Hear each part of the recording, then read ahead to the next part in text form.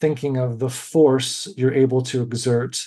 It can't really be dissociated from endurance or speed, because how long you can maintain a certain force is going to be defined by duration, and foot strike or arm rhythm is going to be defined by speed.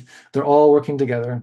But for the sake of focus in this workshop, thinking about strength, or some would call it weight, or maybe the most appropriate term is resistance training, which is basically a voluntary form of muscle strengthening that can use weight machines or exercise bands, handheld weights, or even just your own body weight. All those things can be employed to improve performance from a strength perspective.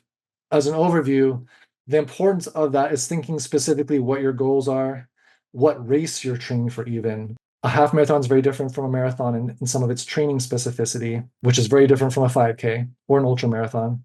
So the principle of specificity is just important to keep in mind. What are my goals? Because the training needs to be tailored to that specific outcome you're looking for. So strength training, as Eric will soon unpack further, it can be oriented toward any of those three major aspects. You can do strength training that's helping with your endurance. It can help with your speed or quickness of movement. And also, all the while, can be helping sharpen biomechanics, tissue resilience, etc. It's a lot of terms to try to keep in mind. Eric's going to unpack them a little bit more, but wanted to help frame that and start answering the question, why should I strength train? Fundamentally, because it's going to help your performance improve. So I'm a physical therapist, and I see many runners with many injuries.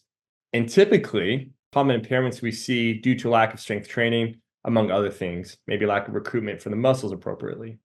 To know, you don't need a full hour to really dedicate. You can just do a few things. It'll be very beneficial for you.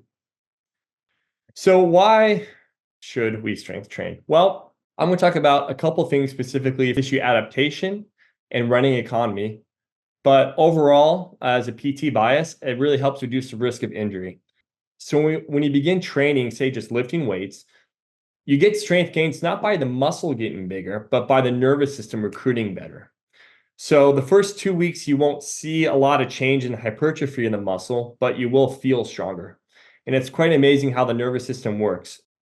After 4 to 6 weeks, you'll get, depending on your program, muscle hypertrophy or bigger muscles. You'll have some more tone definition and strength, but it's not going to impede your performance. In fact, it'll make it even better. So the muscle changes, one is just pretty standard, is increased cross-sectional area of the tissue. So the fibers or the muscle cells, you don't necessarily get more, but you get bigger muscle fibers. What's also happening along with the bigger cross-sectional area is also in the tendon too. Tendons attach muscle to bone. So the most common tendon is the Achilles tendon. With the tendon changes, it's increased stiffness from the proteins. So if you load it more, you get something called type 1 collagen synthesis, and that creates more resilience in that tissue and strength. This is an example of tissue adaptations. That cross-sectional area will get a little bit bigger through strength training. And on the right is kind of the cartoon version of that. You don't get more muscle cells, you get bigger muscle cells or muscle fibers. And that's kind of the look of the hypertrophy. Tendon adaptations is the collagen, those fibers in that tendon, get more resilient. So when you stress a system, the tissues respond by either, if it's too much, it gets injured, but if it's just enough of a stimulus, it creates the protein synthesis to get stronger in the muscle and in the tendon.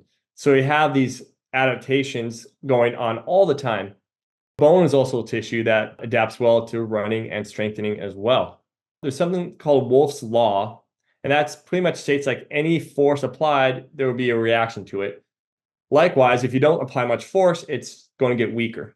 When you do strength train, you have to do it in the stimulus where you're not overdoing it, but enough stimulus to create that adaptation that will positively impact your performance and reduce your risk of injury. So for a given speed, say there's two of you, or me and Josh is a much better runner.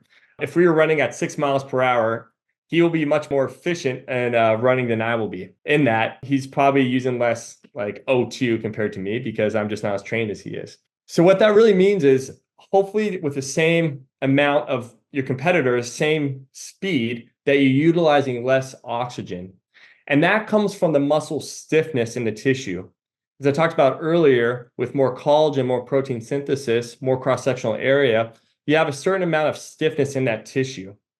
So when you have more, we'll call it the collagen, the proteins in the tissues, you have this more elastic energy in that tissue. So when you're stretching a tissue out, it's kind of the stored energy that when you release it, it kind of like a spring comes back. So integrating that, the more stiffness in a way of the muscle or the tendon or the ligament, it has a more of a rebound effect, if you will. Creates more passive support as you run. So when your leg's behind you in the trailing limb, you have the stretch of those ligaments, the tendons and muscles will help kind of spring it right back. Therefore, using less oxygen to perform that movement, essentially improve recoil.